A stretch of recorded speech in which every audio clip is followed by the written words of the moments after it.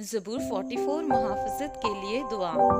ए खुदा, हमने अपने कानों से सुना, हमारे बाप दादा ने हमसे बयान किया कि तूने उनके दिनों में कदीम ज़माना में क्या क्या काम किए। तूने कौमों को अपने हाथ से निकाल दिया और इनको बसाया। तूने उम्मतों को तबाह किया और इनको चारों तरफ फैलाया, क्योंकि ना तो ये अपनी तलवार से इस मुल्क पर काबज़ हुए और ना इनके बाजू ने इनको बचाया, बल्कि तेरे दहने हाथ और तेरे बाजू और तेरे चेहरे के नूर ने इनको फतह बख्शी, क्योंकि तू इनसे खुशनूद था।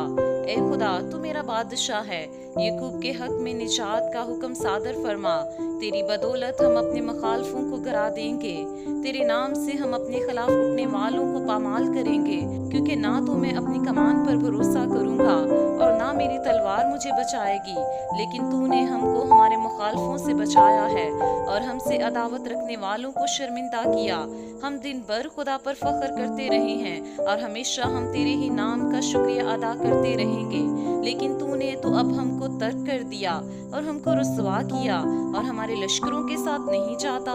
तू हमको मुखालिफ के आगे पसपा करता है और हमसे अदावत रखने वाले लूट मार करते हैं। तूने हमको ज़बा होने वाली भेड़ों की मानित कर दिया और कौमों के दरमियान हमको परगंदा किया। तू अपने लोगों को मुफ्त बेच डालता है और उनकी कीमत से तेरी दौलत नहीं बढ़ती।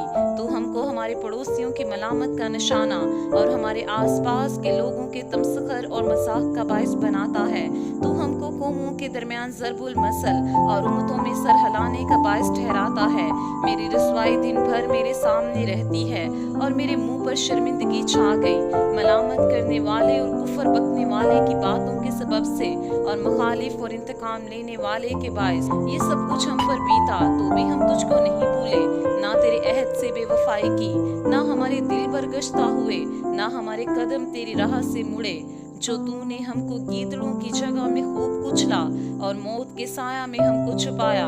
अगर हम अपने खुदा के नाम को भूलें या हमने किसी अजनबी माबूद के आगे अपने हाथ फैलाए हों, तो क्या खुदा इसे दरियाफ्त ना कर लेगा? क्योंकि वो दिलों के भेद जानता है। बल्कि हम तो दिन भर तेरी ही खातिर जान से मारे जाते हैं और गोया ज़बा होने वाली भेड़ें समझे जाते हैं। ए खुदावंद, जाग, तू क्यों सोता है? उठ, हमेशा के लिए हमको तर्क ना कर। तू अपना मुंह क्यों छुपाता है और हमारी मुसीबत और मजलूमी को भूलता है? क्योंकि हमारी जान खाक में मिल गई, हमारा जिस्म मट्टी हो गया। हमारी मदद के लिए उठ और अपनी शफकत की खातिर हमारा फिदिया दे।